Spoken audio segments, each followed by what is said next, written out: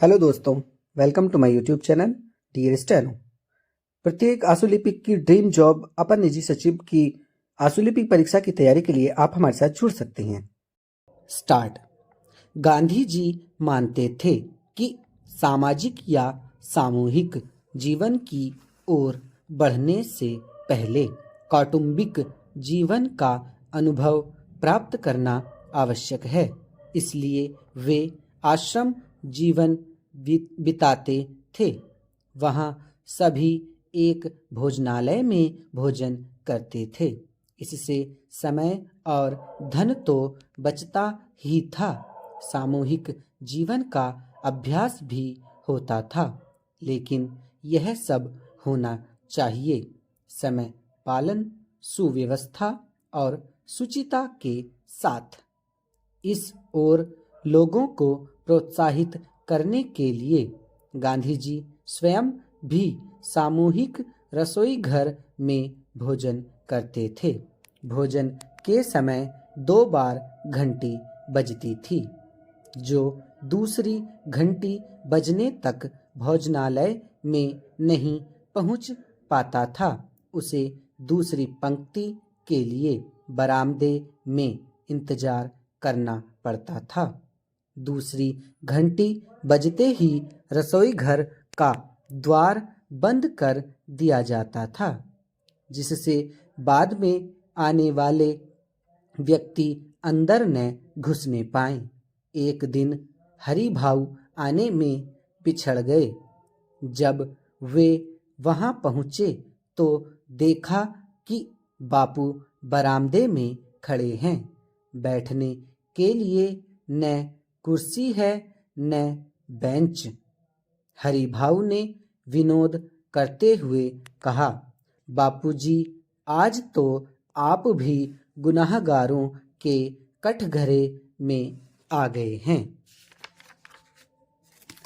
आज देश में ऐसे लोगों की कमी नहीं है जो अपने पुरखों की चिट्ठियों को सहेज और संजोकर विरासत के रूप में रखे हुए हों, या फिर बड़े बड़े लेखक, पत्रकारों, उद्यमी, कवि, प्रशासक, सन्यासी या किसान, इनकी पत्र रचनाएं अपने आप में अनुसंधान का विषय हैं। अगर आज जैसे संचार साधन होते तो पंडित नेहरू अपनी पुत्री इंदिरा गांधी को फोन करते, पर तब पिता के पत्र पुत्री के नाम नहीं लिखे जाते, जो देश के करोड़ों लोगों को प्रेरणा देते हैं।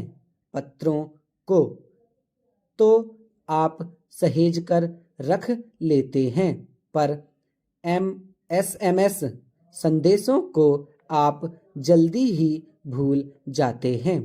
कितने संदेशों को आप सहेज कर रख सकते हैं? तमाम महान हस्तियों की तो सबसे बड़ी यादगार या धरोहर उनके द्वारा लिखे गए पत्र ही हैं। भारत में इस श्रेणी में राष्ट्रपिता महात्मा गांधी को सबसे आगे रखा जा सकता है।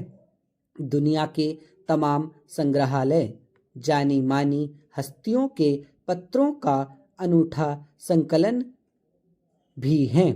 तमाम पत्र देश, काल और समाज को जानने समझने का असली पैमाना है।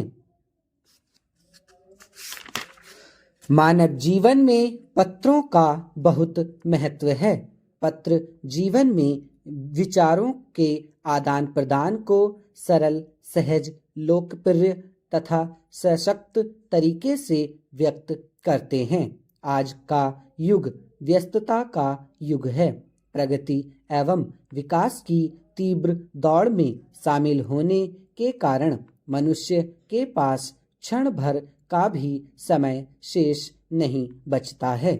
आज अपनी बात को स्वयं कहने के स्थान पर पत्रों के माध्यम से कहना अधिक सरल तथा सुगम है, क्योंकि मनुष्य को अपने जीवन में आने वाली विभिन्न समस्याओं का सामना करने के लिए न जाने कहां कहां दौड़ना भागना पड़ता है।